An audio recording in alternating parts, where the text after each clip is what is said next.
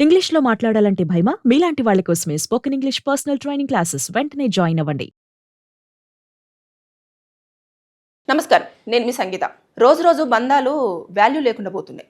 ఎలా అంటే ఇప్పుడు తల్లి, కొడుకు సంబంధం లేదు. బాబాయి, పిన్ని సంబంధం లేదు. ఎలాంటివి లేదు. అక్క, చెల్లి, అన్న, తోడికోడలు, కోడలు, బావ, బామర్ది, మామ, మేనత్త ఇలాంటివి ఏ రిలేషన్‌షిప్స్ లేకుండా వాటినన్నిటిని కూడా కేవలం అక్రమ సంబంధాలుగానే మార్చడం జరుగుతుంది.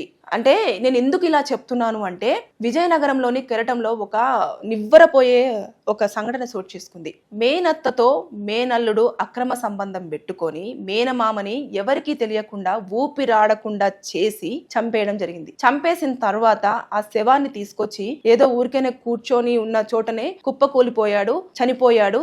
అసలు ఎలా చనిపోయాడు, హార్ట్ స్ట్రోక్ వచ్చినట్టుంది అని చెప్పేసి కుటుంబ సభ్యులకు చెప్తే మేనల్లుడే కదా, మేనమామనే కదా అని చెప్పేసి వాళ్ళు కూడా ఖననం చేశారు. వారి రిలీజన్ ప్రకారంగా వాళ్ళు ఖననం చేయడం కూడా జరిగిపోయిన తర్వాత ఈ విషయము జరిగి చాలా లేటుగా మనకు ఇప్పుడు తెలుస్తుంది. కానీ ఇది జరిగింది ఒక వారం రోజుల క్రితమే జరిగింది. కానీ ఇప్పటి వరకు ఈ విషయం ఎవరికి తెలియదు.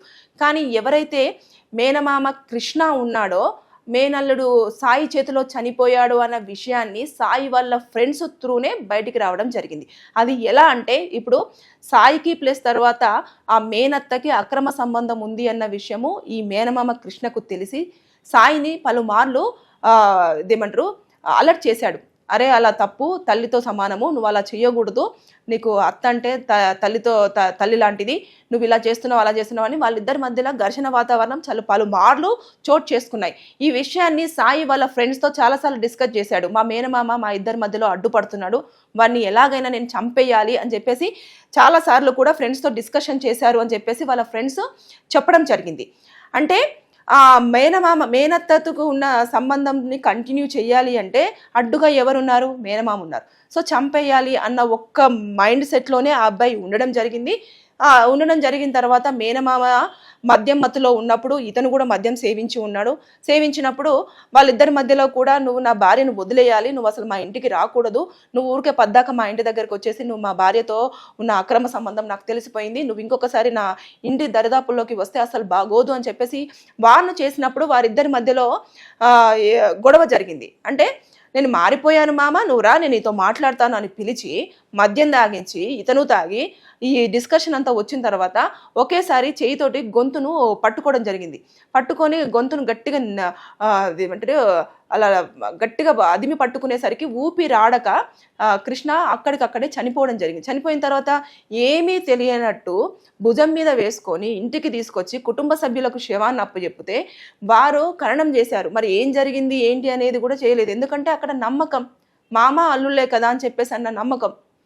ఈ విషయము కేవలం వారిద్దరి మధ్యలో ఫ్రెండ్స్ మధ్యలో ఉన్న విషయము బయటికి ఎలా వచ్చిందంటే ఎవరైతే సాయి ఫ్రెండ్స్ ఉన్నారో వారు తాగిన మత్తులో ఎవరితోటో ఈ కృష్ణను చంపేసింది సాయి అని చెప్పేసి వాళ్ళ అత్తతో ఉన్న సంబంధాన్ని కంటిన్యూ చేయడం కోసము చంపాడు అని చెప్పేసి అన్న వార్త బయటికి రావడంతో ఇప్పుడు ఈ విషయము డిజిటల్ మీడియాలో హల్చల్ అవుతుంది.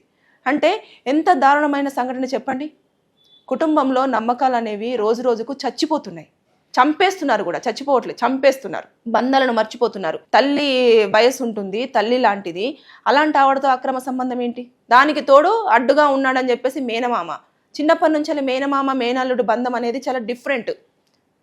అలాంటి బంధము అంటే ఇప్పుడు ఏదైనా కష్టం వస్తే అల్లుడు మామతో చెప్పుకుంటాడు, మామ ఖచ్చితంగా అల్లుడి బాధలు తీరుస్తారు అని చెప్పేసి మనం చూస్తూ ఉంటాం. అంత మంచి బంధాన్ని జస్ట్ కేవలము అత్త కోసం అని చెప్పేసి సొంత మామనే చంపేసిన తర్వాత ఇప్పుడు పరారీలో ఉన్నాడు సాయి. పోలీసులు మొత్తం కేసు ఫైల్ చేసేసుకున్నారు. ఇప్పుడు వారికి రిలీజన్ ప్రకారంగా ఖననం చేశారు కదా, ఇప్పుడు ఆ బాడీని బయటకు తీసేసి మళ్ళీ పోస్ట్ మార్టం చేసి తర్వాత ఎలా చంపారు ఏంటి అని, ఒంటి మీద ఎలాంటి గాయాలు లేవు, ఎలాంటి మరకలు లేవు, ఏమీ లేకుండా జస్ట్ గొంతు నులిమి మాత్రమే చంపారు. కాబట్టి అది అక్కడి వరకు మనకు తెలిసిన ఇన్ఫర్మేషన్. కానీ ఇప్పుడు పోస్ట్ మార్టం చేసిన తర్వాత అసలు ఏం జరిగింది అనేది పూర్తి స్థాయిలో బయటికి వస్తాయి.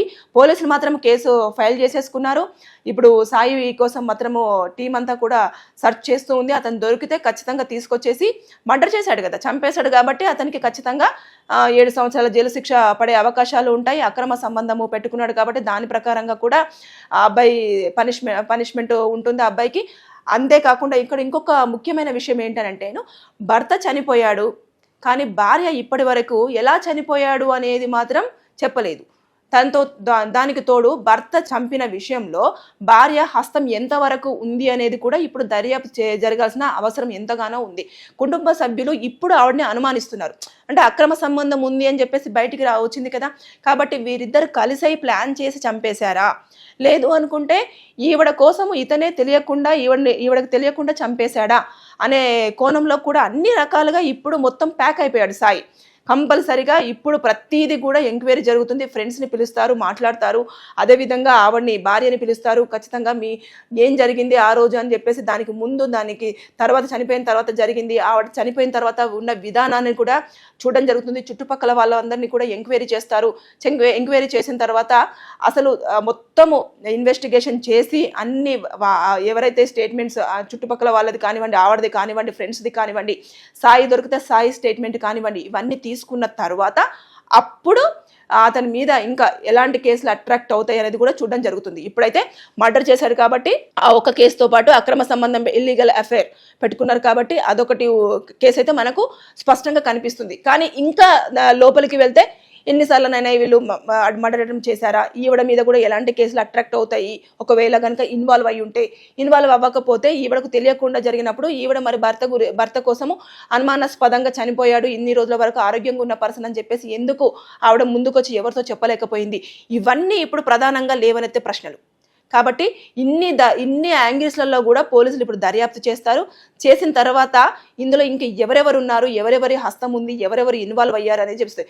ఏదేమైనా సరే కానీ బంధాలన్నీ కూడా రోజు రోజుకి విచ్ఛిన్నం అయిపోవడం ఒక పక్కన పెట్టేస్తే, కుటుంబాల విలువలను కూడా తగ్గించే విధంగా ఇలాంటి సంబంధాలు పెట్టేసుకొని ఎక్కడికక్కడ చంపేసుకుంటున్నారు. ఇది చూసుకుంటే సొంత మేనమామను మేనల్లుడు చంపి కరణం చేయడం అంటే అసలు ఇంతవరకు అందరూ కూడా విజయనగరంలో ముక్కున వేలేసుకొని నివ్వరబోయారు. ఇట్లా జరిగిందా, అసలు మనకు తెలియలేదు, ఎప్పుడు జరిగింది, ఎలా జరిగింది అనేది ఇప్పుడు ప్రతి ఒక్కరు ఆలోచిస్తున్నారు. ఎప్పుడైనా సరే జాగ్రత్తగా అందరూ ప్రతి ఒక్కరు కుటుంబంలో చేయాల్సింది ఏంటి అని అంటే, నేను పర్సనల్గా అడ్వైజ్ ఇవ్వాలనుకుంటున్నాను. ఎవరి మీదనన్నా చిన్న అనుమానం ఉంటే కుటుంబ సభ్యులు కొంచెం జాగ్రత్తగా హ్యాండిల్ చేయండి. వారిని కూర్చోబెట్టి మాట్లాడి వారికి ఒకరికొకరు ఇష్టం ఉందంటే వదిలేసి మీరే బ్రతకండి అని చెప్పేసి వాళ్ళని వదిలేయండి. లేదు అనుకుంటే చట్టాల ప్రకారంగా వెళ్ళి ఏదైనా న్యాయం జరుగుతుందేమో చూడండి. అంతేగాని మేమే సాల్వ్ చేసుకుందాము అంటే ప్రాణాలు కోల్పోయే సిచ్యువేషన్స్ కూడా చూస్తున్నాం కదా, ఇలాంటివన్నీ జరుగుతూ ఉన్నాయి. సో దయచేసి ఈ వీడియో చాలా మందిని కలవరపెట్టింది. మేనమామని చంపడం అంటే మామూలు విషయం కాదు. అక్రమ సంబంధాల కోసం బంధాలన్నీ పోతున్నాయి, బంధుత్వాలన్నీ కూడా తెగిపోతున్నాయి, అసలు రిలేషన్షిప్స్ అన్నీ కూడా చచ్చిపోతున్నాయి, చంపేస్తున్నారు. ఇవన్నీ జరుగుతున్నాయి కాబట్టి జాగ్రత్త. ఇంట్లో వాళ్ళని కూడా నమ్మని రోజులు ఇవి. Thank you.